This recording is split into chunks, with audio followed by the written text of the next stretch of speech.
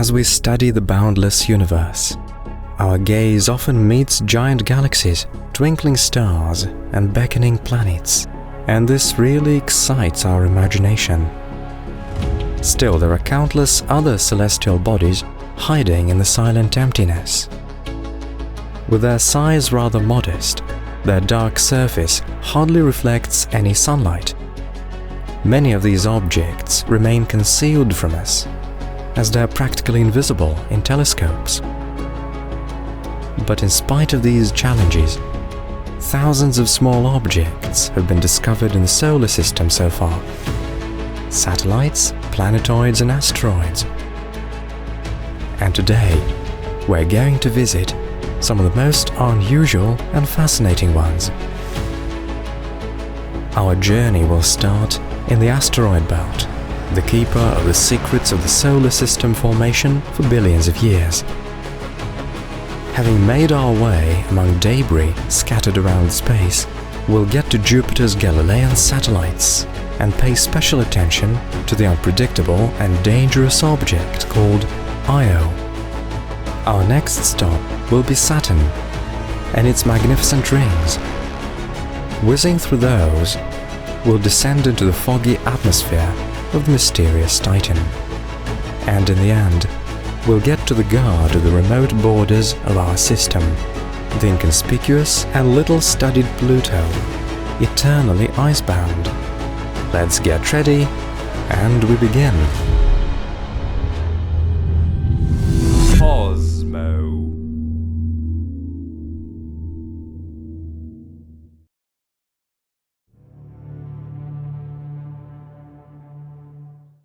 Today, over 300,000 small celestial bodies found here have been given names and numerical designations.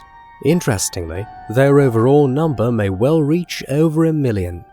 The starting point of studying the asteroid belt may be defined at 1801, when astronomers spotted a mysterious object in the sky after a long and hard search for the fifth planet. In terms of its parameters, it appeared to be a planet, but happened to be so small that even the most advanced telescopes of the day couldn't distinguish its disk. The researchers saw the newly discovered object as a bright dot like a star. It was dubbed Ceres, and very soon similar celestial objects of this class were discovered. A new term had to be introduced to refer to them. These unusual astronomical bodies came to be called asteroids, which literally means star-like. Apart from asteroids, this area in the solar system contains great amounts of cosmic dust. While slowly spiraling up, its tiny particles scatter sun rays and create a very faint white glow. This glow is referred to as zodiacal light. Interestingly, in equatorial areas of the Earth, it can be seen with the naked eye. For a long time, the following hypothesis used to be widely accepted.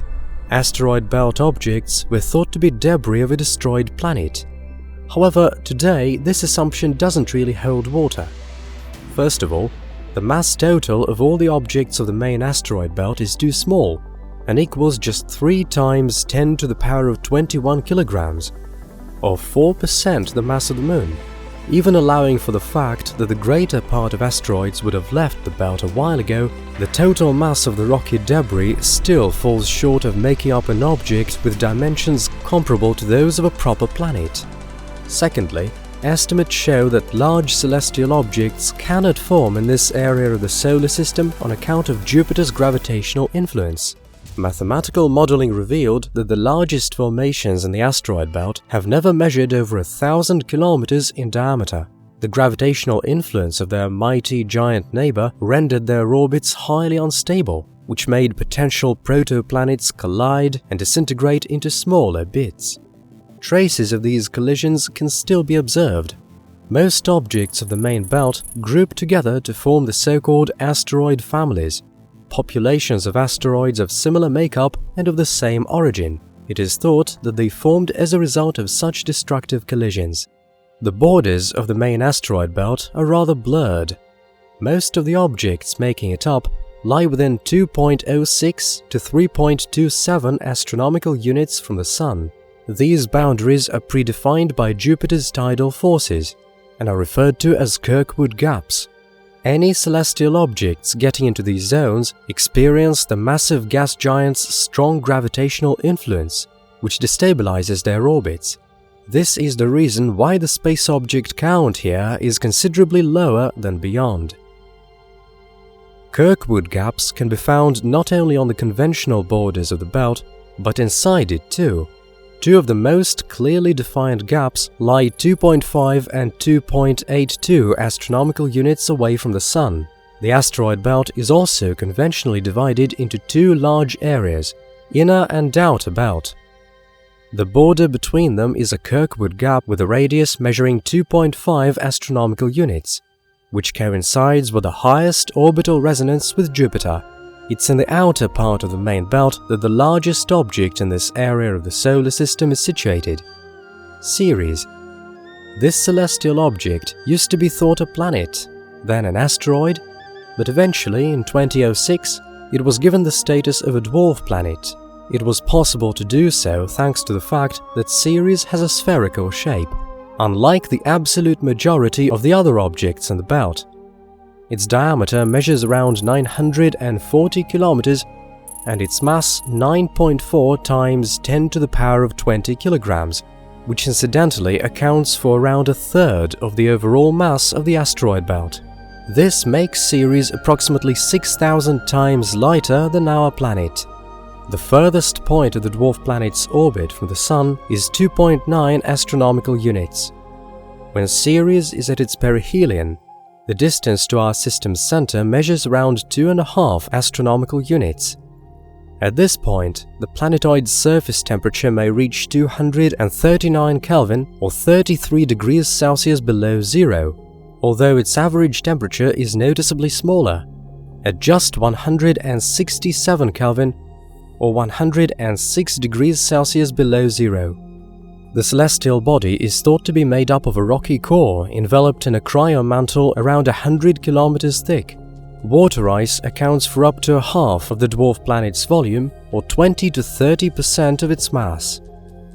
The inner part of the belt harbors the largest and most massive known asteroid in the solar system, Vesta. The object's average diameter measures roughly 525 kilometers, and its mass is around 2.6 times 10 to the power of 20 kilograms, which is almost 4 times as little as that of Ceres. The asteroid's orbit is rather elongated, with its aphelion 2.57 astronomical units and its perihelion around 2.15 astronomical units away. It takes the celestial body 3.6 Earth years to complete a full orbit around the Sun. Vesta is also remarkable for being the only asteroid visible to the naked eye. It can be seen not only on account of its impressive dimensions, but also thanks to its comparatively light surface that reflects about 42% of light shed on it. Besides, the minimal distance between Vesta and the Earth isn't that great, at just 177 million kilometers or 1.18 astronomical units. It is assumed that Vesta is a fully fledged planet in terms of its inner makeup. It appears to have a metallic core made up of nickel and iron, as well as a rocky mantle. The surface temperature of the asteroid is currently fluctuating between -190 and -20 degrees Celsius, but it used to be much warmer in the past. Dark areas to be seen on the surface in the Western Hemisphere are highly likely to be basalt plains. Such terrain features may have formed as a result of volcanic activity or collision events with massive astronomical bodies.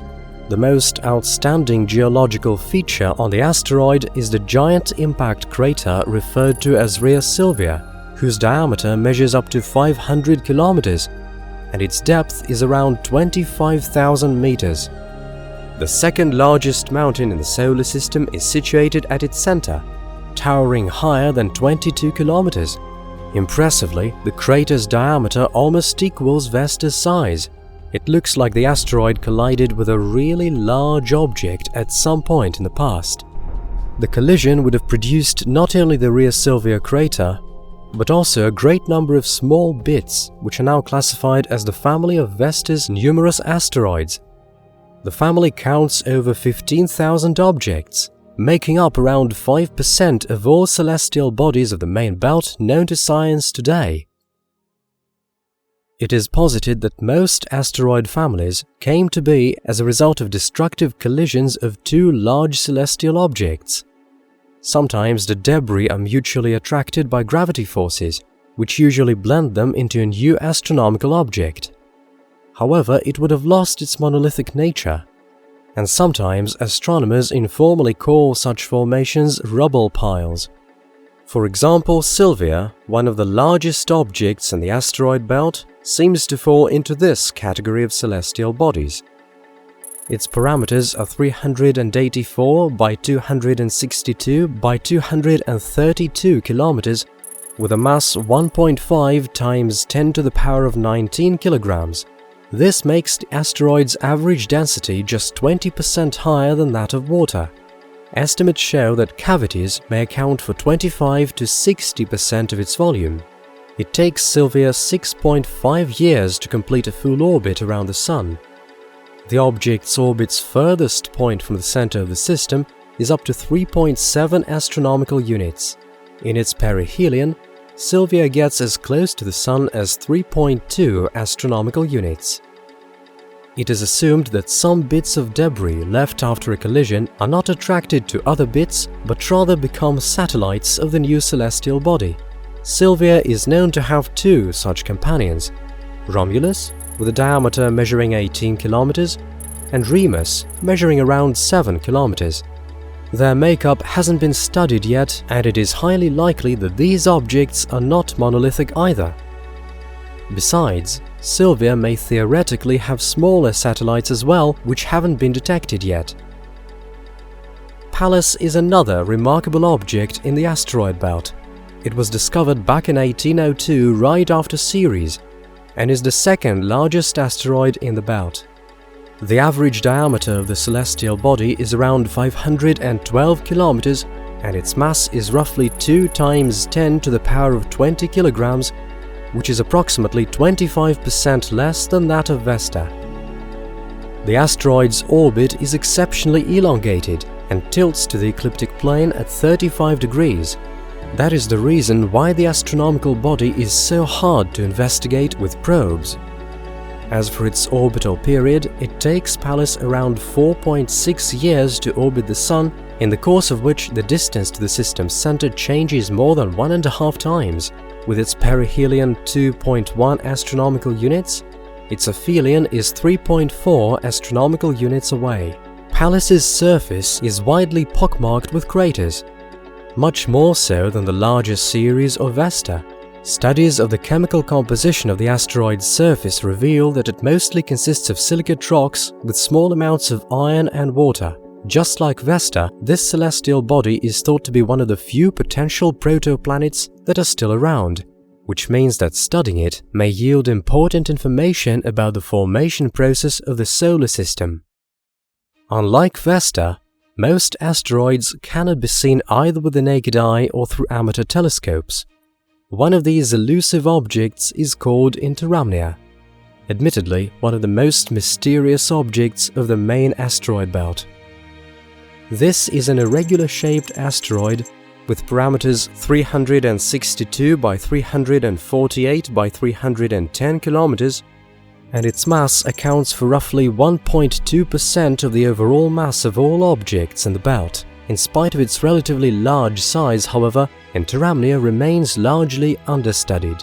One of the difficulties thwarting scientific progress here is the asteroid's dark surface, which absorbs around 93% of light shed on it. Interamnia falls into the exceptionally rare spectral class F, which is a subclass of carbonaceous asteroids. Research of its reflection shows that the color of the celestial body's surface is even, which means that Interamnia hasn't experienced big collisions for quite a long time. Interamnia's density is not that great, at just twice that of water. The asteroid is thought to be made up of a hard rocky core enveloped in a thick layer of ice. The surface is covered with great amounts of fine dark dust. It takes Interamnia around 5 years and 4 months to complete a full orbit around the Sun. Its aphelion is on the opposite side from four largest objects of the main belt, and the distance from the asteroid to the Sun varies from 2.5 to 3.5 astronomical units. In theory, Interamnia's orbit crosses the trajectories of such large objects as Ceres and Pallas, but estimates show that chances of their colliding with each other are small. There are millions of objects in the main belt, from dwarf planets to tiny meteoroids the size of a cobblestone. However, distances between them measure thousands upon thousands or even millions of kilometers. That is why a spacecraft crossing the belt would be running an almost negligible risk of getting hit by any astronomical body. Still, mathematical modeling shows that around once every 10 million years, some remarkable collisions take place in this part of the solar system that produce new debris. Even though a manned mission to asteroids in the main belt will not be in the pipeline for a long while, some of the asteroids there have been studied with the help of interplanetary space probes. For example, the Dawn probe carried out observations of Ceres and Vesta in the period from 2011 to 2016. Quite recently, the space probe Lucy blasted off the surface of the Earth. Even though its main goal is the so-called Jupiter Trojans, the spacecraft will approach the object known as Donald Johanson in the main belt and take its pictures in 2025. Also, the launch of the Psyche project is scheduled for July 2022, with the largest known metallic asteroid of the main belt as its target. Within the mission, the probe is planned to reach its destination by early 2026 and remain in the asteroid belt for at least 21 months while studying the asteroid's terrain, makeup, and magnetic field.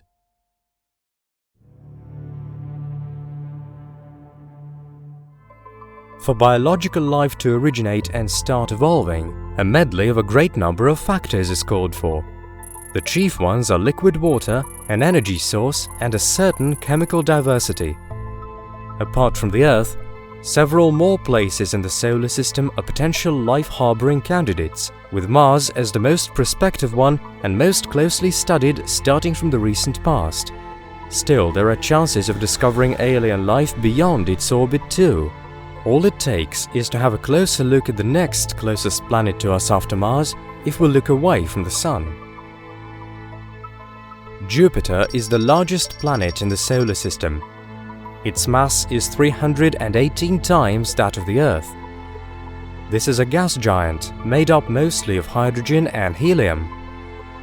Apart from these, methane, ammonia, sulfur and nitrogen compounds and water ice have been detected in its atmosphere.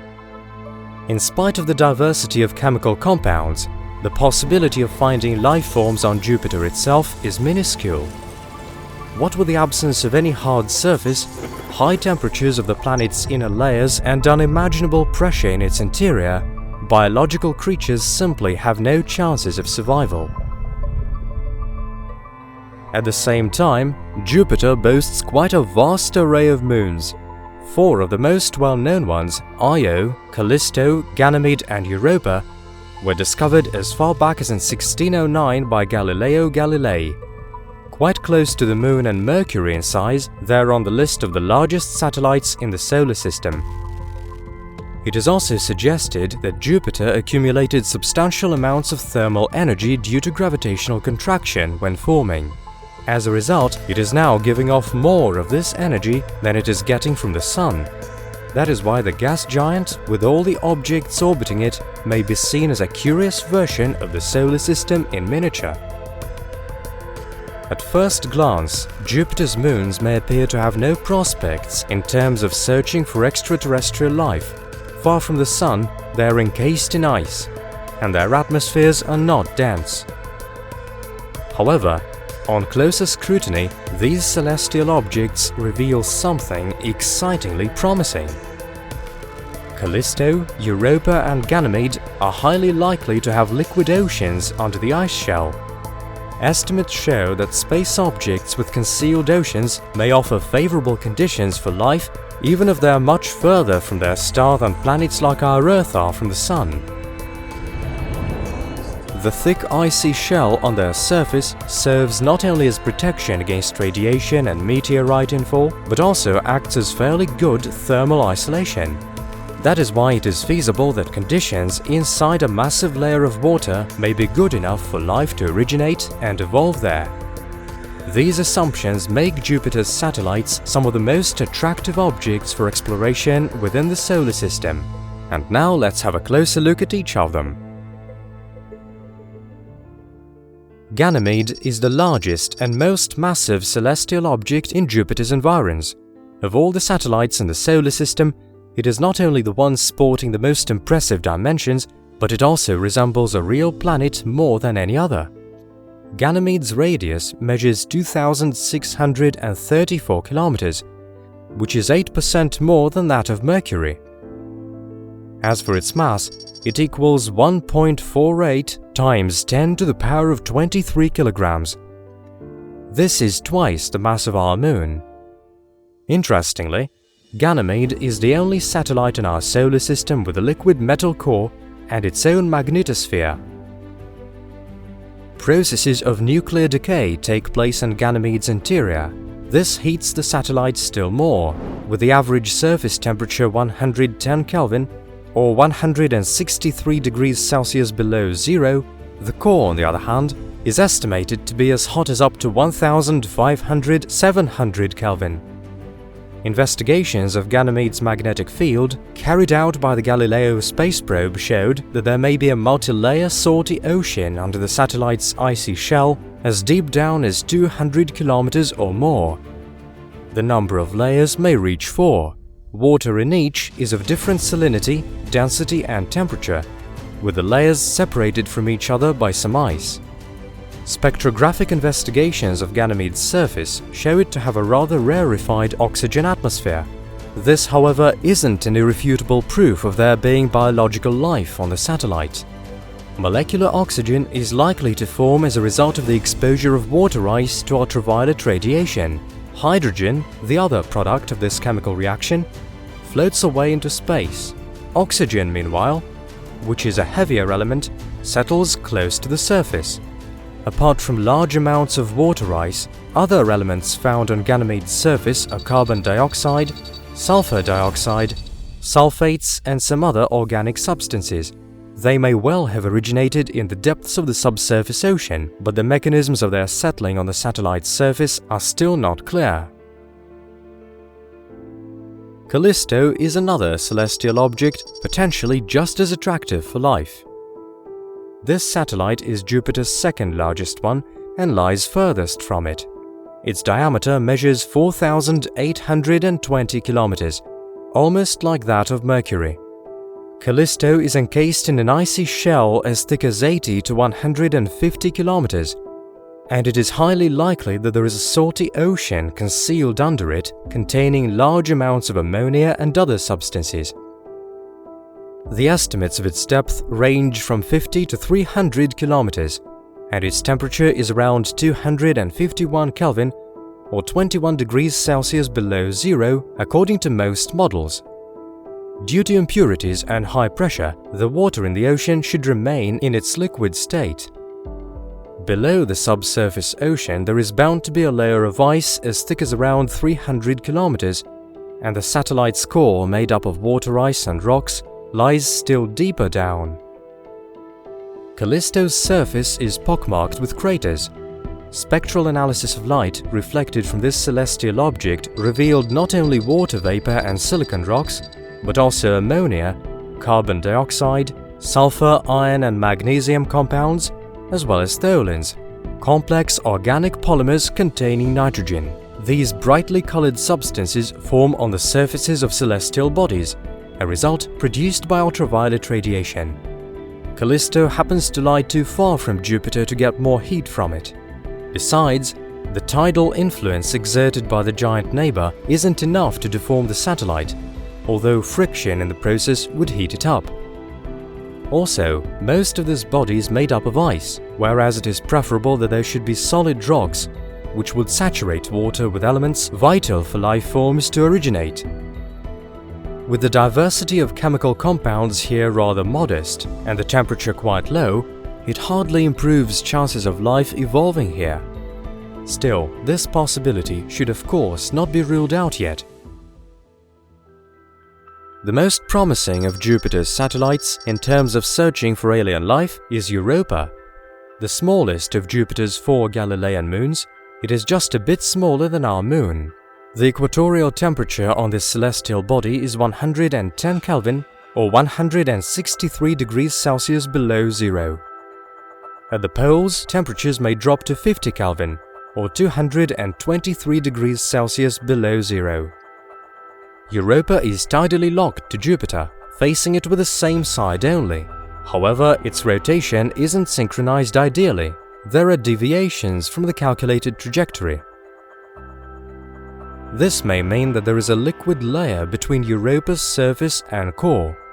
This assumption is confirmed by observation of interaction between the satellite and Jupiter's magnetic field carried out by the Galileo space probe in the late 20th century.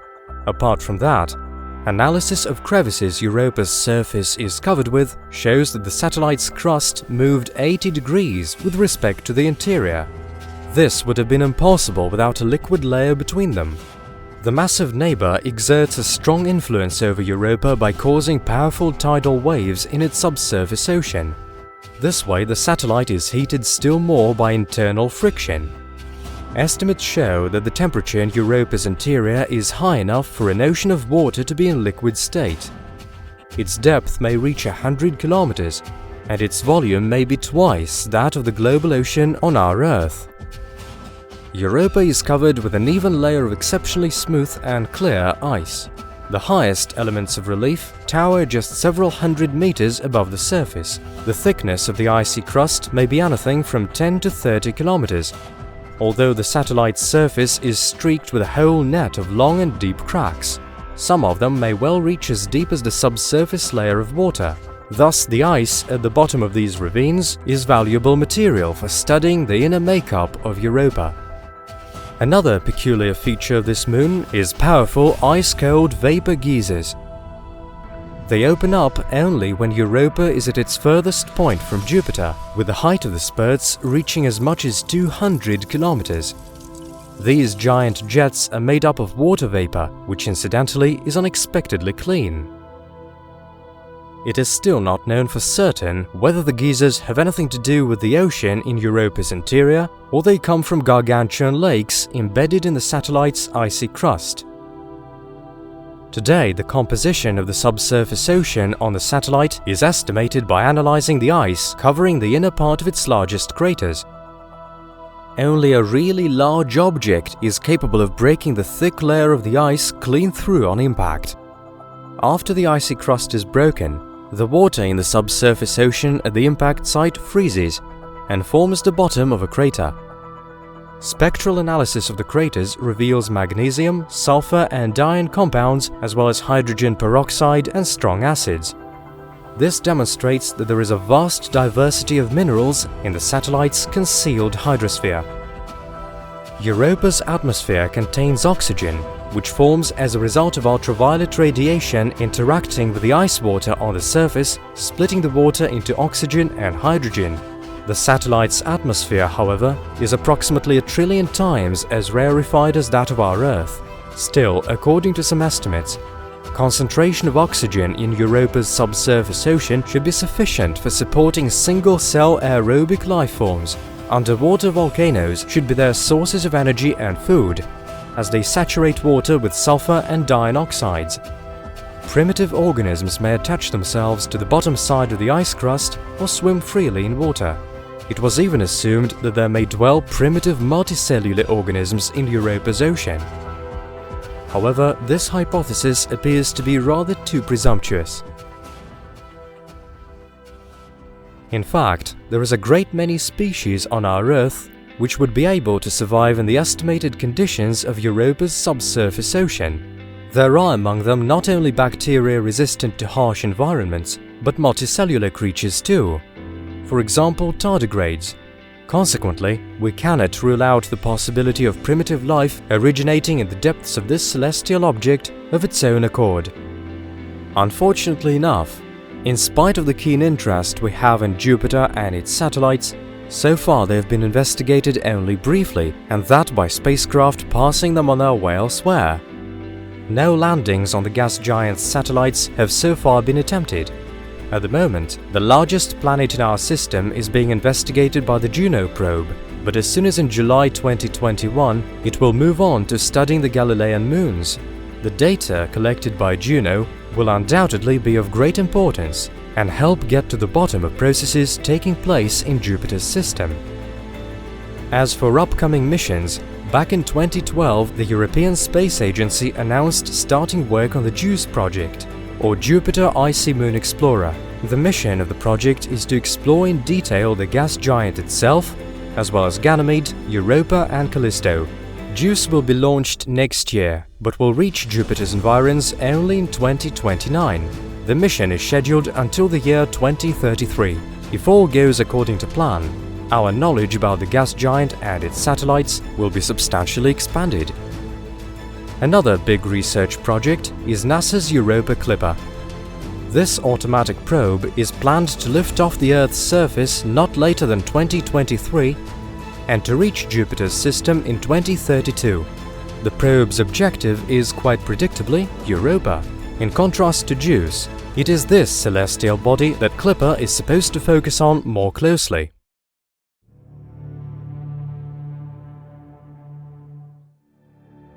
More than 4 centuries ago, back in 1610, Galileo Galilei made one of the greatest astronomical discoveries of his time. Through his telescope, quite small by modern standards, he managed to make out 4 objects close to Jupiter. One of them was named Ganymede and is now considered the largest satellite in the solar system. The other 2, Europa and Callisto, have proven to be promising candidates for the search for extraterrestrial life. The 4th satellite, located closest to the gas giant, was dubbed Io. For a long time, technical limitations have prevented us from seeing details of the surface of this celestial body, and its composition and internal structure remained a matter of conjecture. However, thanks to the advancement of science, astronomers have gained more and more information over time. Today, Io is known to be one of the largest satellites in the entire solar system, second only to Ganymede, Titan and Callisto in size. Its radius is 1,821 kilometers, and its mass reaches about 8.9 times 10 to the power of 22 kilograms. If we compare this celestial body with the Moon, it turns out that these objects are almost identical in size. However, if we compare the masses, we will notice that Io is more massive than the main satellite of our planet by as much as 21%. This suggests that the average density of this space object is higher than that of any other satellite in the solar system. According to calculations, it is about 3.5 grams per cubic centimeter, which is noticeably higher than most non-metallic rocks. And to understand the reasons for the anomalous density of Io, we need to look deep into it. According to today's concepts about the structure of celestial bodies, Io has a relatively compact core at its center, made up of iron and sulfur. It accounts for about 20% of the satellite's mass, and its radius, according to different estimates, is between 350 and 900 kilometers. Calculations show that given such parameters, internal heat release will be insufficient to melt most of the core. This is also confirmed by the fact that this celestial body has almost no magnetic field of its own. Mathematical modeling shows that the satellite's core is surrounded by a solid mantle, at least 75% of which is made up of the magnesium-bearing mineral forsterite. According to calculations, its outer part is molten and forms an ocean of magma about 50 kilometers deep. Its temperature is about 1600 Kelvin, which is more than 1300 degrees Celsius. Deeper layers are under high pressure, and therefore they retain a solid state even at extremely high temperatures. In its turn, the mantle is covered by the lithosphere, which is between 12 and 40 kilometers thick. Despite its considerable thickness, it is not monolithic. In some areas, the surface of the celestial body is cracked, forming large structures filled with lava. At the same time, spectral analysis shows that unlike with most satellites, there is virtually no water, ice or frozen gases on Io. The outer surface of the celestial body consists of basalt and sulfur for the most part, but also has flecks of other dense minerals. And this is exactly what accounts for its abnormally high density.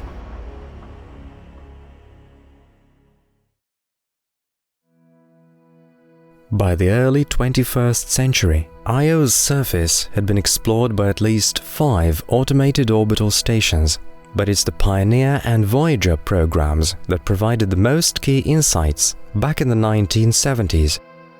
In the images transmitted by the probes back to Earth, scientists detected giant gas emissions, some of them reaching as high up as 500 kilometers. This observation opened a new page for scientists in the study of the solar system, because previously active volcanoes were known to exist only on Earth. For the first time, it was not frozen lava flows that had been frozen for a while, or volcanoes that went extinct billions of years ago that astronomers saw outside their home planet. They saw active eruptions, in some respects even more impressive than those on Earth. In total, about 400 active volcanoes have been found on the surface of the satellite, which is about 2.5 times fewer than on our planet. However, its area is significantly more modest than that of the Earth, which allows us to consider Io the most active volcanic object in the solar system. It is not surprising that such an unusual celestial body has attracted close attention of astronomers. During the exploration missions, a huge number of photographs of different resolutions were accumulated, thanks to which it was possible to compile a complete geological map of Io in 2012. Its quality allows us to see the largest features of the celestial body's relief, such as plains, mountain ranges, lava flows, and of course, numerous volcanoes. And one of the most notable features is certainly the huge orange-brown ring located in the southeastern part of the satellite. This vast area extends for more than 1,000 kilometers and is comparable to a large African country in terms of its size. It is believed to be formed by deposition of sulfurous emissions from the ancient Pele volcano, which is located in the center of the ring. Analysis of photographs, taken both in the infrared and visible ranges, shows that in the center of the ring there is the patra of this volcano, which is a multi-level cavity reaching 30 by 20 kilometers, filled with lava. Incidentally, the temperature of the molten rock surface is distributed unevenly and constantly varies, reaching 1300 degrees Celsius at the hottest points. The patra is believed to be connected to the satellite's glowing mantle by an underground channel. The lava inside the rift is constantly stirring due to the fact that volatile substances dissolved in it try to rise upwards with a flow of molten rock following. Because of this, the thin crust of solidified matter covering the surface of the lake occasionally cracks and breaks, causing outbursts and lava ejections. Some of them can be upwards of 300 kilometers in height, sending solidified sulfur and rock particles straight into space. Gradually losing speed under the influence of gravity, the volcanic precipitation disperses over the surface of the satellite and then gently descends downwards. This is how the giant ring is formed, so clearly visible from space. Many of Io's volcanoes have similar formations, but the Pele ring is the largest.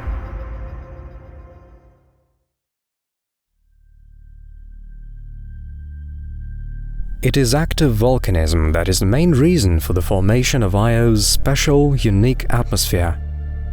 According to available data, the atmosphere of the satellite is very thin and mainly consists of sulfur dioxide. At the same time, its density varies greatly from region to region. For example, in volcanic plumes, the gas pressure is 25 million times lower than on Earth. Away from eruptions, meanwhile, the atmospheric pressure on the day side of the celestial body is on average 1 billion times lower than the value we're accustomed to, and the night hemisphere of the satellite is almost in complete vacuum. The atmospheric density there is trillions of times lower than the Earth's. Also, despite the fact that Io's atmosphere is extremely rarefied, and the satellite has no magnetic field of its own, polar lights have been observed on Io. Charged cosmic particles, accelerating in Jupiter's magnetosphere, bombard the nearby satellite, causing a multicolored glow in its atmosphere. Interestingly, Io's auroras, unlike those on Earth, most often occur at the equator, as it is there that the particles flying along a tangential trajectory have to penetrate the thickest layer of the atmosphere. Meanwhile, our journey across the expanses of Io will continue in a northwestern direction. After crossing the boundaries of the Pele sedimentary ring, we will soon see the vast range Boisoli Montes. Its total diameter is about 540 kilometers, and among other peaks, the giant peak called South Boisoli Mons stands out. Measuring 145 by 159 kilometers at its base, this mountain rises more than 18 kilometers above the average level of the satellite, twice as high as the Earth's Mount Everest. The total area of the entire elevation is almost 18,000 square kilometers, which is comparable to the size of a small European country, such as Montenegro or Slovenia. The appearance and structure of this relief feature suggest that it appeared as a result of a tremendous tectonic cataclysm. Probably in the distant past, a fragment of the satellite's forming lithosphere tilted and partially sank into the mantle, while one of its edges remained forever elevated above the surface. As a result, the southeastern slope of the mountain is a steep precipice, about 15 kilometers high, making it one of the highest ledges in the entire solar system. Such formations are impossible on Earth due to higher gravity, and on other planets and satellites due to low tectonic activity. For this reason, South Boisoli Montes can be considered a truly unique peak in the solar system.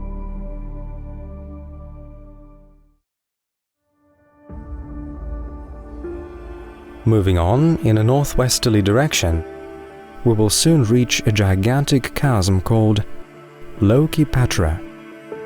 This formation is the largest volcanic depression on Io, with a diameter measuring roughly 250 kilometers. Thus, the total area of this great chasm exceeds 50,000 square kilometers, which is about 1.5 times larger than that of Lake Baikal, one of the most majestic lakes on our planet. However, unlike terrestrial bodies of water, this chasm is filled with hot sulfur silicate lava. Several dozens of kilometers down from the surface, this lava lake communicates directly with the mantle, which serves as an inexhaustible source of molten matter for it. In the calm state, the temperature of the Patra's surface varies from 270 to 313 Kelvin, which corresponds to the range from 3 degrees below zero to 57 degrees Celsius above zero. Such a low value is due to the fact that the upper lava layers are cooled by contact with Io's rarefied atmosphere. As a consequence, they gradually solidify, forming a slowly growing hard crust, the mass of which reaches a critical value within 400 to 600 days. It then cracks under its own weight and sinks, causing waves of flooding that slam into the surface of the lake at a rate of about 1 kilometer per day. Gradually, the lava lake calms down and begins to be covered with a slowly solidifying solid layer again, until the next flooding cycle. Since water and carbon dioxide, crucial for supporting life as we know it, are practically non-existent on the surface of Io, this celestial body is considered unfavorable for biogenesis. However, the conditions on the surface of Loki Patra and other lava lakes, hypothetically, may be suitable for the origin of unusual life, resistant to high temperatures and obtaining energy from chemical reactions involving sulfur or iron. There are such creatures on Earth as well, that mostly live in the vents of underwater volcanoes or isolated oceanic caves. Still, due to Io's tectonic activity and extreme temperature variations on its surface, realistically, the probability of this phenomenon is rather low.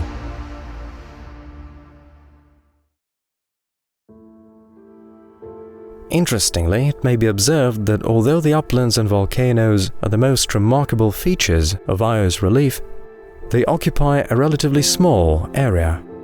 Tectonically active areas of the surface are separated by vast and relatively flat regions covered by a thick layer of sulfurous sediments. When viewed from space, these areas stand out with lighter colors, and the largest of them extend for thousands of kilometers. For example, if we head west from the Patra Loki, passing numerous small volcanoes and lava flows, we will soon reach an area called Media Regio. It is a bright and relatively smooth, irregularly shaped area surrounded by mountains and large paterae. Its diameter is variously estimated to be about 2,600 kilometers, and its area accounts for about 12.6% of the satellite's total surface. While most of this region is uniform and smooth, in some places the plane is cut by lava flows associated with adjacent volcanoes. It is assumed that the lithosphere beneath Media Regio has an exceptional thickness, forming something reminiscent of the Earth's continents. That is the reason why such a large surface area has retained its integrity for a very long time. According to another hypothesis, the upper layers of the satellite's mantle are melted in fragments, and there is no liquid magma beneath the tectonically inactive plains. Observations show that in contrast to the volcanic regions, the plains of Io are characterized by a cold climate. Thus, the temperature of Media Regio differs slightly from the average of the entire satellite and is only 110 Kelvin or 163 degrees Celsius below zero. That is hundreds of degrees colder than in most of the volcanic paterae. At this temperature, sulfur dioxide with atmospheric emissions settles as frost on the satellite's surface, forming a flat and smooth relief, colored in hundreds of shades of yellow, red, and black. Whatever is the case, future research will surely yield much more data about this region. Having covered the smooth relief of the sulfurous hills of Media towards northwest, we will see another large chasm, known as Amirani. Just like most of the satellite's volcanoes, it is a lava-filled drift in the crust of the celestial body. Its diameter at its widest point reaches only 37 kilometers, but when viewed from space, this volcano is almost as prominent as the largest features of relief on Io's surface. The reason why it produces such an impression is that Amirani is surrounded by several giant flows of solidified lava. With their dark color against the background of the light-colored plains around, they produce a stark contrast with their brightness. The largest of these flows extends northwards for more than 300 kilometers and is up to 60 kilometers wide. Thus, this feature is the largest active lava flow in the solar system. The second largest lava flow extends westwards for as much as about 250 kilometers. Previously, it was considered an independent formation, but more detailed images of the surface showed that this object is also part of Almorani. In addition, to the east of the main patera, there is a crown of small dark streams, the color of which suggests that they consist of silicates, which first melted and later solidified. Almorani has a complex internal structure. It is assumed that in addition to the main active area, there are magma tubes lying beneath the surface of the satellite in this region. Their occasional outbursts are the cause of eruptions outside the main rift. Observations in the infrared spectrum show that the main patera is heated to about 1900 Kelvin or 1630 degrees Celsius, and the temperature of individual hot spots surrounding it reaches 1200 Kelvin or 930 degrees Celsius. It is likely that this value is so high due to the fact that directly beneath the volcano there is an upward magma flow carrying molten matter from the lower mantle layers. There is also evidence suggesting that Almorani is likely a very young shield volcano. Over time, the lava it spews out will form a vast flat shield, hundreds of kilometers in diameter, and it is likely that this volcano will become similar to Olympus Mons on Mars.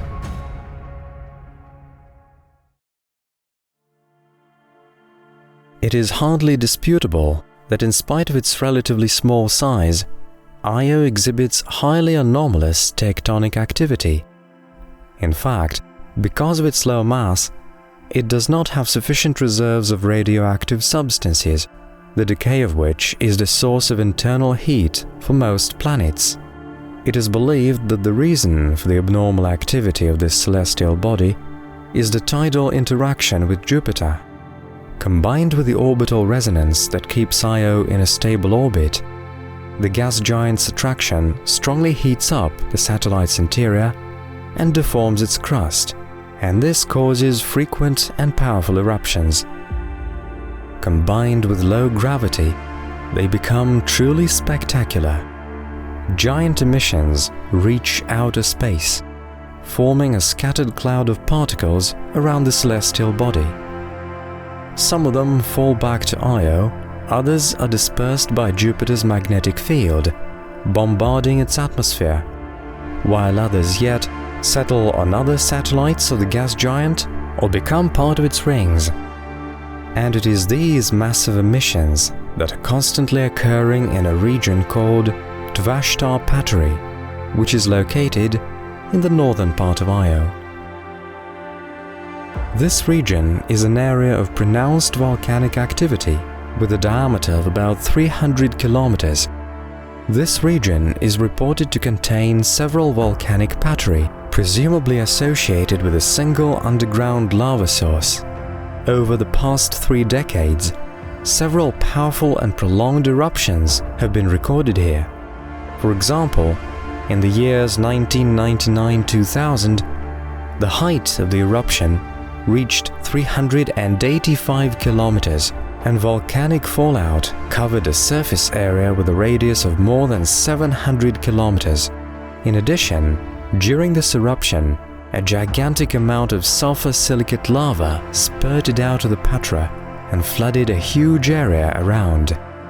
A few years later, in 2006, another large eruption began in the same area, which lasted 530 days, thus becoming the longest cataclysm in the history of observations of Io. This time, the column of emissions rose to 330 kilometers, sending thousands of tons of matter into outer space.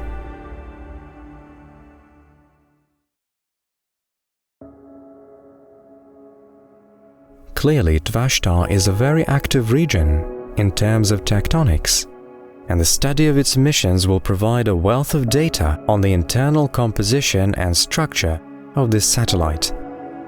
It is no exaggeration to say that Io is a unique and very interesting celestial body, still actively studied. In particular, on the 3rd of February 2024, The orbital station Juno flew at an altitude of 1,500 kilometers above the surface of the satellite and beamed back to Earth a lot of high-quality photos. They showed giant chasms in the crust of the celestial body, as well as volcanic plumes and lava flows. It is assumed that in the future, such flights will help to carry out spectral analysis of Io's atmosphere to clarify its composition and parameters. Nevertheless, despite astronomers' interest in this celestial body, no specialized mission is currently scheduled to explore it. The JUICE and Europa Clipper projects focus on Ganymede, Europa and Callisto because of their potential habitability, although NASA specialists did announce working on a mission called IVO at the beginning of the century, which was supposed to focus on Io's volcanoes. It was never realized, for a number of reasons.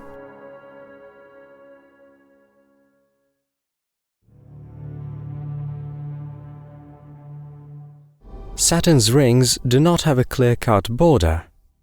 The width of their visible part is about as much as 280,000 kilometers, although there are thinnest clusters of dust and rarefied gas beyond these borders. These structures' diameter reaches 16 million kilometers, according to some estimates, although they cannot be seen from the Earth on account of their extremely low density. In spite of the impressive dimensions, the total mass of the ring system is quite small by space standards and is estimated at 3 times 10 to the power of 19 kilograms, which is about 2,000 times lighter than the Moon. Solid objects account for only 3% or so of the structure's overall volume, with the rest filled with rarefied gas and cosmic dust. The disk surrounding Saturn is conventionally divided into several large rings. However, a rather powerful optical telescope will reveal each of them to be clearly made up of a large number of thin circles separated by narrow gaps. These gaps form due to the gravitational influence of both the planet itself and its many satellites.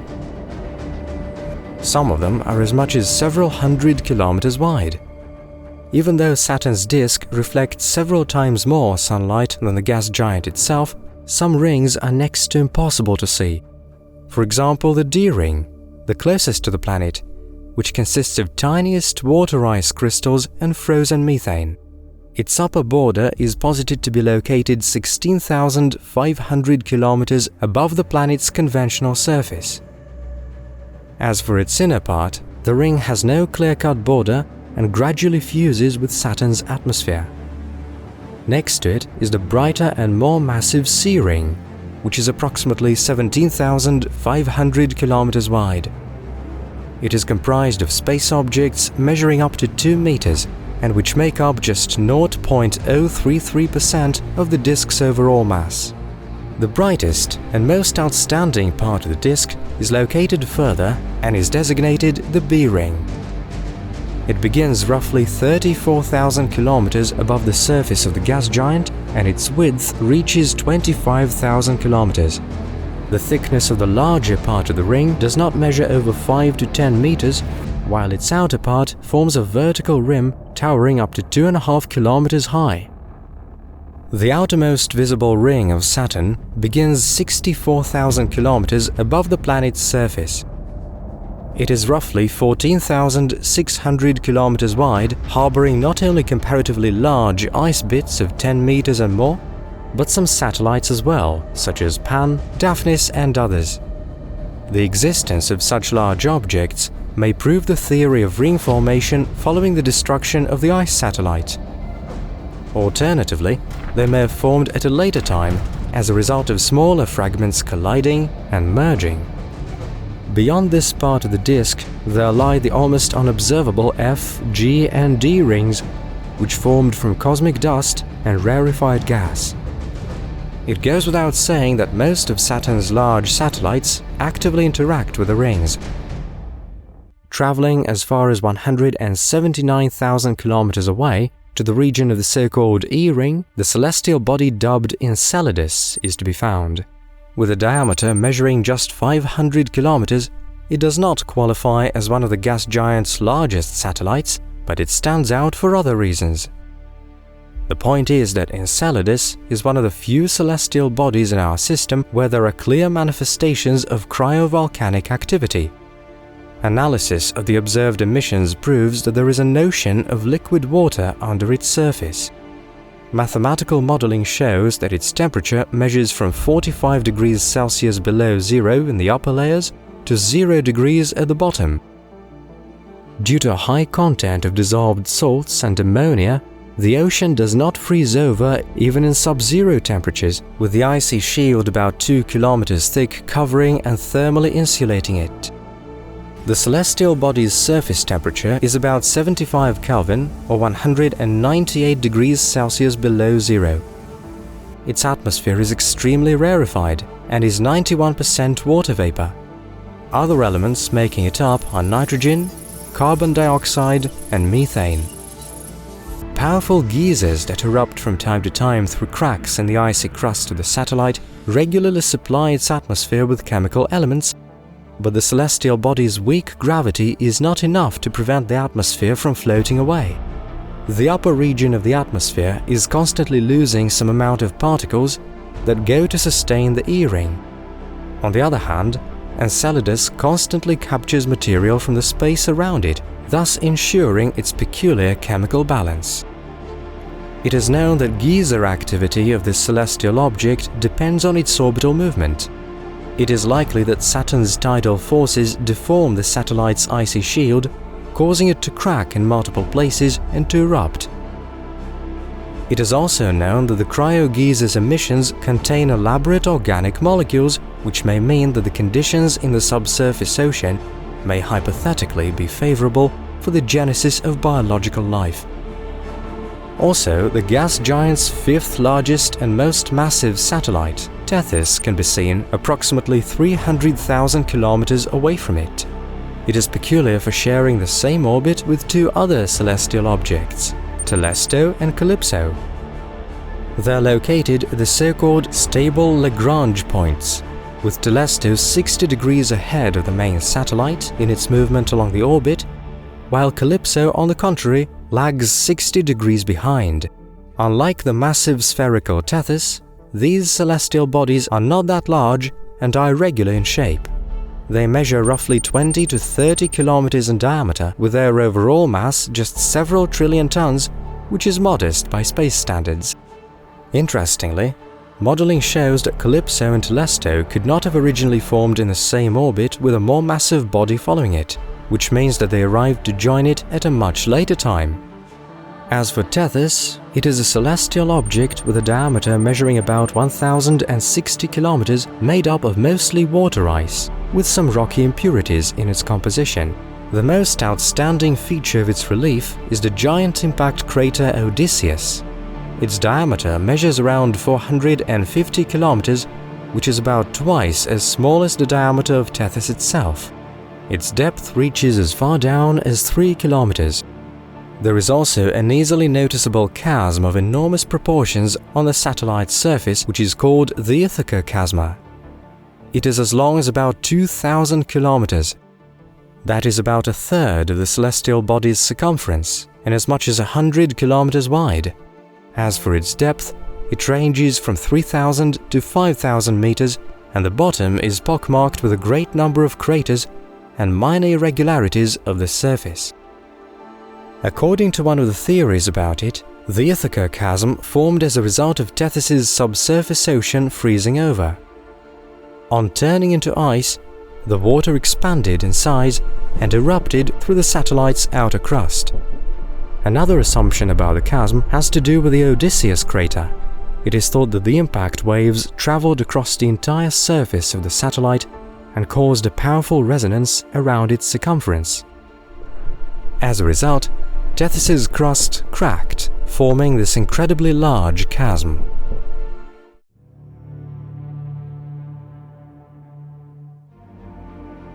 Titan is located about 10 astronomical units from the Sun and is outside the habitable zone of our star. It is Saturn's largest satellite, and its orbit lies well outside the Great Rings, at a distance of about 1,200,000 kilometers from the center of the planet. The trajectory of the celestial body is close to circular, and a complete orbit around the gas giant takes a little less than 16 Earth days. Titan's diameter is 5,152 kilometers, which is 5.6% larger than that of Mercury. At the same time, the mass of the celestial body is relatively small at only 1.35 times 10 to the power of 23 kilograms, which is about 40% of Mercury's. Calculations show that the satellite's average density is about 3 times less than that of the Earth, which means it has a completely different chemical composition. According to contemporary concepts, Titan has a massive core at its center, about 3,400 kilometers in diameter and made up of various silicon compounds. It is surrounded by a thick layer of densely packed ice, which is at the bottom of a cold liquid ocean hundreds of kilometers deep. The ocean, in its turn, contains large amounts of dissolved ammonia, methane and various caustic salts, so that its freezing point is markedly lower than that of ordinary water. For this reason, Titan's subsurface ocean remains liquid even in sub-zero temperatures. It is bound by a thick crust around 100 kilometers thick, consisting of a mixture of water ice and methane hydrate. The tidal forces of the nearby Saturn are continuously deforming it, causing massive rifts and fractures. This causes large cryovolcanoes to form, ejecting great quantities of methane, ammonia and water onto the surface of the celestial body. Methane plays about the same role in Titan's atmosphere as water vapor on Earth. The fact is that the average surface temperature of the satellite is only about 94 Kelvin or 179 degrees Celsius below zero, which is slightly below its boiling point. Natural variations in this parameter cause hydrocarbon vapors to condense and precipitate, forming methane seas, lakes and rivers. Titan's atmosphere is composed mainly of hydrogen, which makes up about 98.4% of its volume, while methane accounts for about 1.6%. Due to its extremely low temperature, the satellite's atmosphere remains condensed near its surface, and the ring of the mountains surrounding it is less than 500 meters high. Most of the surface of the celestial body is permanently obscured from our eyes by multi-layered clouds and an orange-yellow Tholin haze. This unique weather phenomenon is a fog formed by tiny droplets of liquid methane and dissolved organic matter, which gives Titan its characteristic hue. This haze pervades Titan's surface, absorbing and scattering visible light but transmitting infrared light. This peculiarity leads to an unusual anti-greenhouse effect, which cools the satellite's surface by roughly another 10 degrees. This effect makes Titan difficult to explore, but thanks to the Cassini's orbiter's infrared cameras, Titan was in parts mapped out earlier this century. Of course, it is not as accurate as we would prefer, but even this much is enough to outline the most striking features of the celestial body's surface.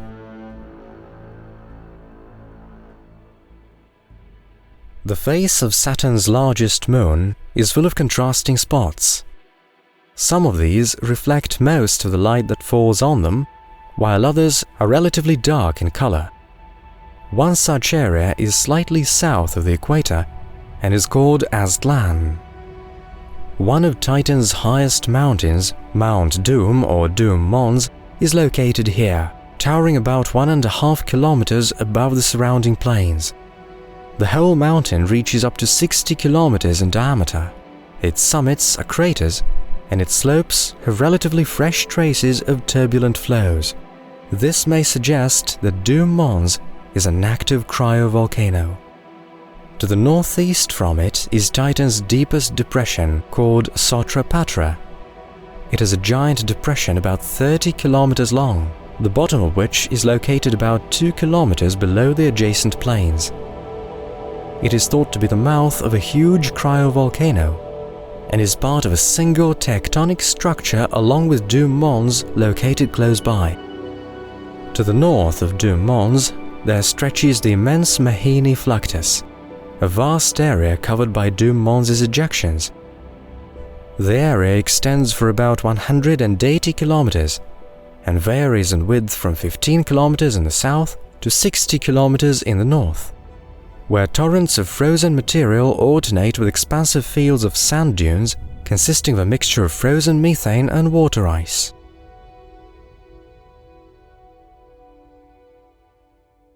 Our flight will continue over the dark area of Fensel. The largest impact crater of the celestial body, Minerva, is located in its northwestern part. It reaches 440 kilometers in diameter, which is about 3 times larger than any other crater on Titan. The depression is about 200 meters deep, and the ring of the mountains surrounding it is less than 500 meters high. The fact is that according to studies, Minerva is not only the largest, but also the oldest extant crater on Titan. Different estimates put the age of the crater at between 300 million and 1.2 billion years. Erosion and tectonic processes have severely damaged the crater, and it is only thanks to its sheer size that it is still visible. Minerva has a well-defined internal structure. At its center there is a small flat plain, surrounded by a ring of hills. This region, with a total diameter of about 200 kilometers, is rather light and clearly visible from space. It is surrounded by a so-called moat, a stretch of dark plains about 50 kilometers wide. This is followed by a ring of low mountains that form the outer boundary of the crater. Our flight next takes us to the south. Here is one of Titan's most impressive and mysterious landmarks, Hautei Arcus. This is a unique formation in the solar system and is a bright arc-shaped region about 600 kilometers long. Radar data from Cassini shows that Hautei Arcus is a natural boundary between the Rocky Mountains in the northeast and a wide valley in the northwest. It is also noteworthy that some parts of this area change color from time to time. This phenomenon is thought to be linked to the eruptions of cryovolcanoes, whose emissions cover the surface of the satellite in a thin layer and then flow into a nearby valley or evaporate into the atmosphere. From space, one can clearly see light channels similar to riverbeds running from the mountains of the Hautei Regio to the northwest. This is where Xanadu is located, which is a vast lowland area with highly rugged terrain. Its northwest boundary is formed by Mithrim Montes, which are 3 parallel ridges stretching for about 150 kilometers, with an average height of 1.9 kilometers. Among the peaks of the southern range is the highest peak on Titan, reaching 3,337 meters. Standing on top of it and looking west, you can see a vast dark plain stretching several hundred kilometers in front of you. It is called Shangri-La, and it is thought that this whole area used to be flooded with liquid methane. It is assumed that it may have persisted beneath the topsoil, similar to the Earth's underground water. Most of this region is below average elevation and has a comparatively flat terrain, but lighter hills can be seen in some places. In the past, these may have been islands in the middle of a hydrocarbon sea. To the west of Shangri-La is the bright Adiri upland area, clearly visible against dark regions around it. The area extends for up to 2,500 kilometers and is a veritable network of numerous drainage canals and caves clearly visible in the photographs.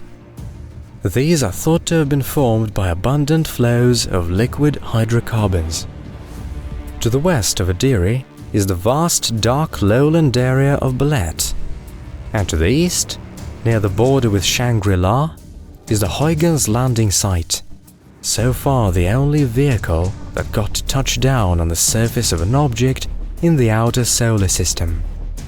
The descent probe was part of a science program called Cassini-Huygens.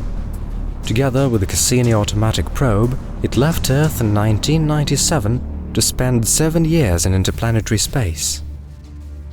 the spacecraft entered the orbit of Saturn only in 2004, and in early 2005, Huygens reached Titan and plunged into its atmosphere towards new discoveries.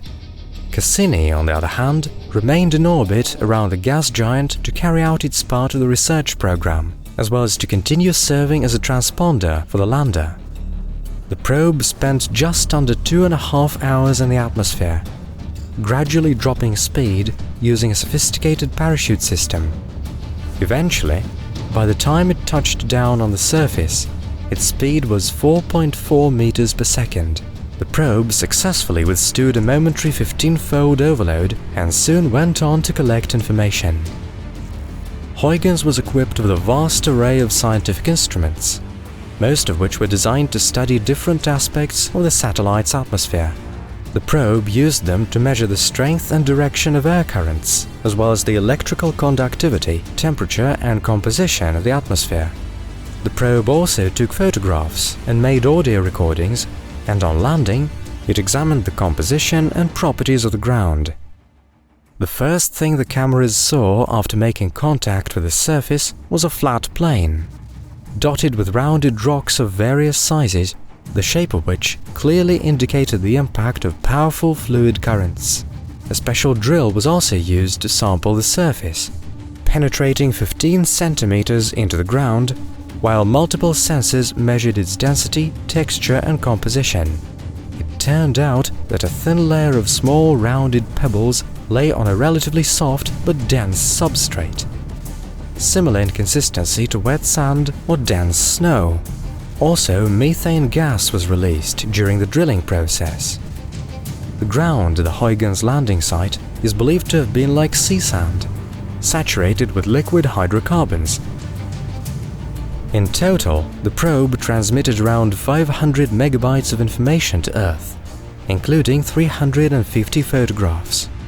Further careful analysis revealed several unique features of the celestial body related to its atmosphere.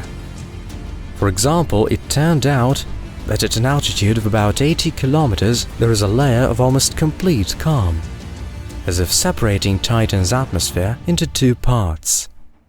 Neither air currents of the upper atmosphere nor winds of the surface reach this layer. What caused this phenomenon is not yet known. Another feature is that Titan has two ionospheres. The first of these is located at an altitude of about 1,200 kilometers. It is a layer of heightened electrical conductivity with a large concentration of ionized particles. This layer is known to be formed by stellar wind streams and cosmic radiation. The second ionosphere lies much lower, at an altitude of about 60 kilometers, and the reason for its formation is still debatable. Moving northwest from the Adiri area, we reach Titan's largest hydrocarbon reservoir, the Kraken Mare. Its total area reaches 400,000 square kilometers, which is slightly smaller than the Black Sea. Due to the high viscosity of the liquid hydrocarbon mixture, it has not yet been possible to measure the exact depth of the reservoir. It is only known that in most of the area, it is over 200 meters. Another large natural basin, the Ligeia Mare, is located slightly to the north, near Titan's pole. Its diameter reaches 500 kilometers, and its area is about 100,000 square kilometers, which is about 3 times larger than Lake Baikal. The seas are connected to each other by the narrow and long Treves Fretum, 173 kilometers long. Also in the subpolar region, there are many smaller lakes and lagoons filled with liquid methane. In 2014, analysis of earlier images beamed back by Cassini revealed a large bright object on the surface of the Ligeia Mare. On comparing photographs taken at different times, it was established that within a few months the mysterious object had grown to 260 kilometers in diameter to disappear almost instantly without a trace. Several hypotheses have been put forward to explain it. According to one of them, temperature differences lead to a constant stirring of layers of liquid hydrocarbon mixture in the Lygeum air. This causes nitrogen bubbles to form and rise to the surface from the depths of the reservoir, and thus form large clusters of persistent shiny foam. Due to the high viscosity of the hydrocarbons, such bubbles can reach 4.5 centimeters in diameter and remain stable for months. From space, these structures resemble large islands because they reflect infrared radiation well. Such bubbles would have been a significant hindrance to the operation of a submersible probe, which was scheduled to be launched to Titan back in 2010. However, the mission was postponed indefinitely for various reasons. A higher priority was given to the Dragonfly program, which NASA is working on now. The vehicle is currently in the design phase and has just recently passed key tests of its blades. The launch from Earth is scheduled for 2027. As conceived by its creators, Dragonfly will be an octocopter, an aircraft with 4 twin propellers. This design will allow it to stay in the air even if it loses several blades, unlike its predecessor, the Ingenuity Mars helicopter. A radioisotope thermogenerator, powerful enough to enable the vehicle to climb to a height of 4 kilometers and travel at a speed of about 36 kilometers per hour, will be used as the power source. The scientific capabilities of the probe are also impressive.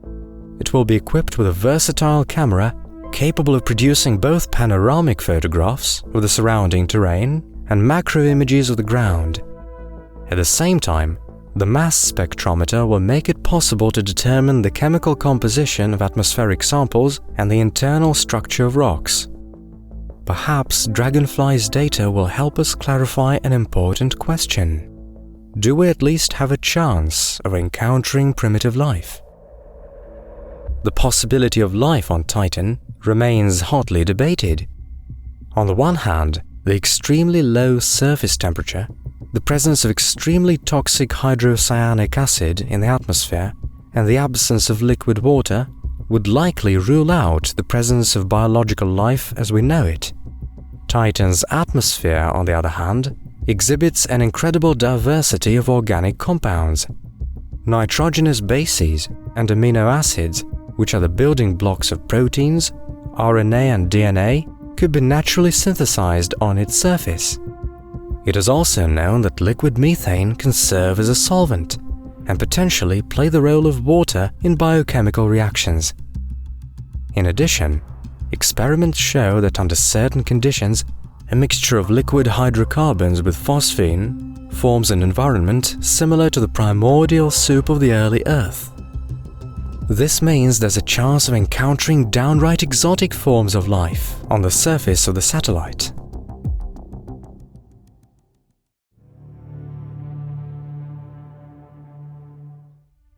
Pluto is about 40 astronomical units away from the Sun and is a dark and indistinguishable object. This distant celestial body follows a rather elongated orbit around the center of the solar system, completing it every 248 Earth years. We know that Pluto's radius is 1,188 kilometers, which means that it is noticeably inferior in size not only to all the planets of the solar system, but also to some of their satellites, including the Moon. At the same time, observations of the celestial body's proper motion made it possible to calculate its mass with a high degree of accuracy. It turned out to be small, only 1.3 times 10 to the power of 22 kilograms, or 18% of the lunar mass. It is easy to see that Pluto is much more similar to small celestial bodies such as Eris, Ceres or Sedna in terms of its characteristics. This is the reason why it topped the list of dwarf planets in 2006. Due to its long and elongated trajectory, Pluto has a long orbital cycle. Only in 1989 did the planetoid first pass its orbit perihelion since its discovery, approaching the Sun as close as 29.7 astronomical units. Since then, this distance has been continuously increasing and will reach its greatest value in the year 2113. By that time, the dwarf planet will be near its aphelion, which is 49.3 astronomical units away from the center of our system. Thus, Pluto is a very distant and dim space object. That is the reason why it cannot be seen from Earth with the naked eye. And even in images from the Hubble Space Telescope, the dwarf planet looks like a murky brown disk without any surface details. Of course, in such conditions, it is almost impossible to study the celestial body properly. To solve this problem, the New Horizons Unmanned Orbital Station was sent to Pluto in 2006. It took a long 9.5 years to reach its destination. On its way, it beamed back to us detailed images of Jupiter. It wasn't until 2015 that the spacecraft finally reached the main object of its mission. As it flew past Pluto, the station made about 400 observations, collecting more than 6 gigabytes of information, and it took more than a year to transmit this large amount of data to Earth. Unfortunately, the probe's trajectory did not allow photographing the entire surface of the dwarf planet. The fact is that New Horizons did not enter into an orbit around Pluto, but circled round Pluto in order to be able to explore other space objects. Before moving on to the celestial body's terrain features, we need to understand its internal structure. According to the currently accepted model, Pluto has a massive core with a diameter of about 1,700 kilometers, consisting of a mixture of various forms of water ice and rocks in its center. It is surrounded by a 300-kilometer ice mantle. There are probably tectonic processes running in the mantle, and in the moment they are quite understudied. The mantle, in its turn, is covered by a crust, which is a mixture of crystallized gases such as nitrogen, methane and carbon monoxide. According to some assumptions, Pluto's core may generate enough heat to melt some of the icy mantle. In this case, deep beneath the surface of the planetoid, there should hide a very salty and toxic ocean containing large amounts of dissolved ammonia. As for the surface temperature of the dwarf planet, it is very low and is not over 60 Kelvin or 213 degrees Celsius below zero.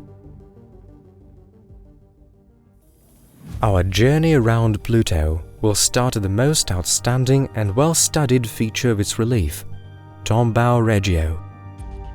This vast area is located in the equatorial zone of the planetoid and is shaped like a heart sketch.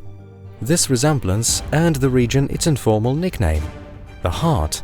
Its size reaches 2,300 kilometers, which means that the plane occupies about a quarter of the celestial body's entire area. Tombaugh Regio's surface is not homogeneous. Thus, there is a smooth and light plain in its western part, known as Sputnik Planitia, whose diameter measures 1,492 kilometers. An elevation map will reveal this region to be a vast lowland area. It is covered with a thick layer of nitrogen ice, as well as carbon monoxide and solid methane. These substances have a light coloring, which makes some parts of the plane reflect up to 90% of the light falling on them. There are also virtually no craters, which means that the region is very young in geological terms. According to the main hypothesis, Sputnik Planitia formed about 100 million years ago, when Pluto experienced a collision with a large celestial body. As a result, a huge impact crater appeared. It was filled with contents of the hypothetical inner ocean of the dwarf planet, which rapidly froze there.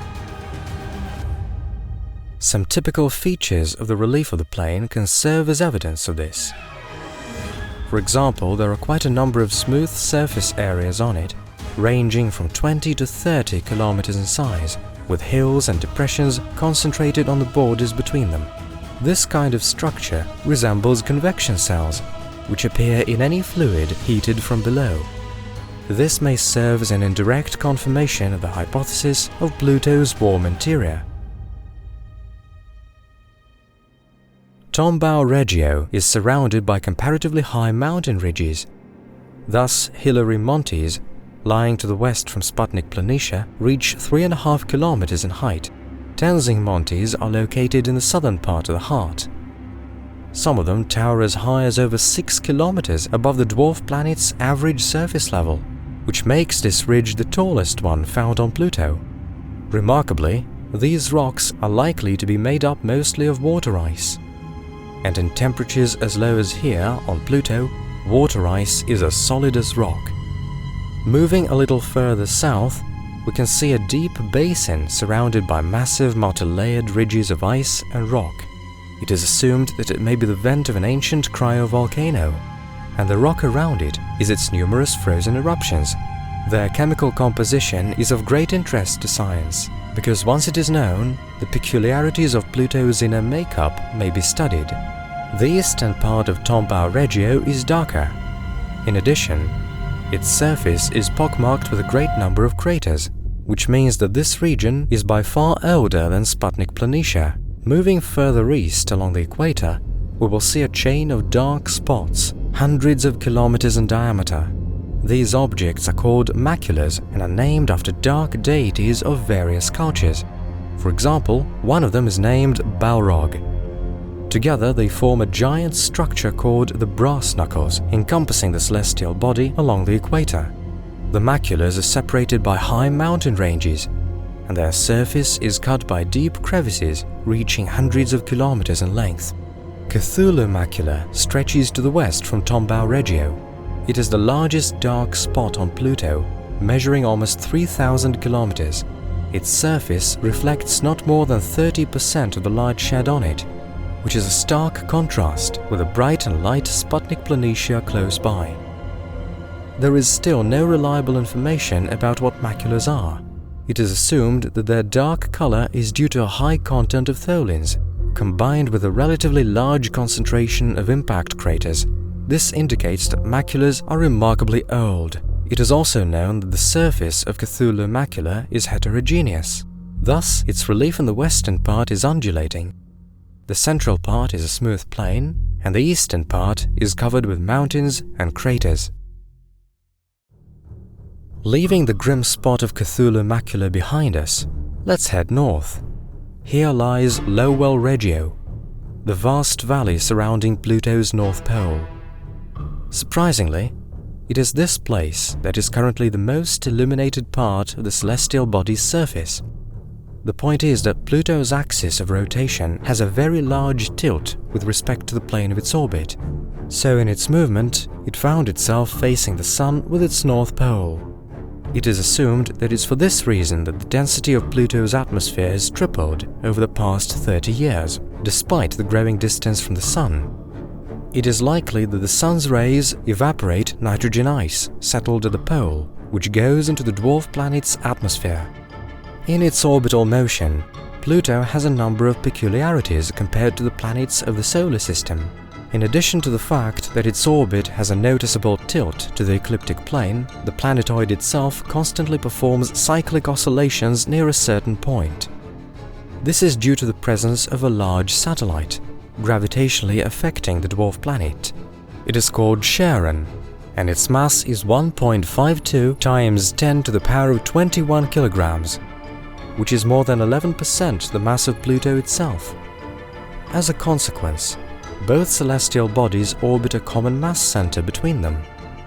They are tidally locked to each other, so they face each other with the same sides at all times. Unlike Pluto's, the surface of its satellite is noticeably darker and shows an abundance of water ice, which is mixed with methane and nitrogen only in some regions. In addition to Charon, there are several other satellites, but all of them are much smaller and irregular in shape. Nix and Hydra, discovered in 2005, measure several tens of kilometers, and Kerberos and Styx, which were discovered later, are not over 16 kilometers in diameter. All of these celestial bodies consist mainly of water ice, and were probably captured by Pluto's gravity from the Kuiper Belt. Unfortunately, a significant part of Charon was not caught in the field of view of the New Horizons probe's cameras, but many curious terrain features can be found on the visible surface of the celestial body. For example, to the south of the equator, there lies a vast region called Vulcan Planum. Its area is not known precisely, but it is not less than 400,000 square kilometers, which is comparable with the size of an average European country. Here, the highest summit of Charon can be found, Kubrick Mons. Its diameter measures around 40 kilometers, and according to some estimates, its height reaches 4,000 meters. In addition, the mountain is surrounded by a wide circular moat, as it were, up to 2 kilometers deep. According to some assumptions, Kubrick Mons may in fact be a cryovolcano. In this case, it is very likely that the area around it has sunk under its own weight due to the emptying of the underground reservoir. To the north stretches the vast Oz Terra, the surface of which is pockmarked with many craters. It is separated from Vulcan Planum by a system of giant ledges and crevices with a total height of about a kilometer. The largest of them is Serenity Chasma, which is 200 kilometers long with a width varying from 40 to 50 kilometers. It can be as deep as 7 kilometers, and it is difficult to explore its bottom because of the thick shadows cast by the steep slopes. Further north yet, near the very pole, there is the giant Mordor macula. Its diameter reaches 475 kilometers, and its origin is still debatable. According to the dominant hypothesis today, nitrogen and methane floating from Pluto's atmosphere were trapped by Charon's gravity and so settled at its poles.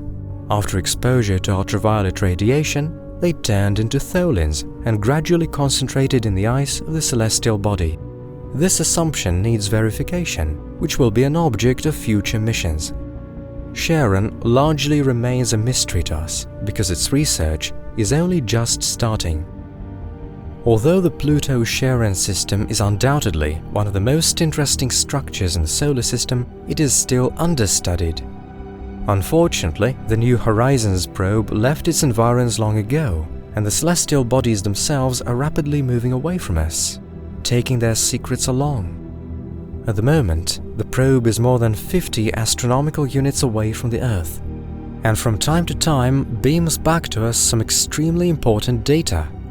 By about 2030, all of its systems will eventually fail, and the probe will be left all alone in the chilling recesses of space. The solar system is a tremendous cosmic structure, held together by invisible threads of gravity.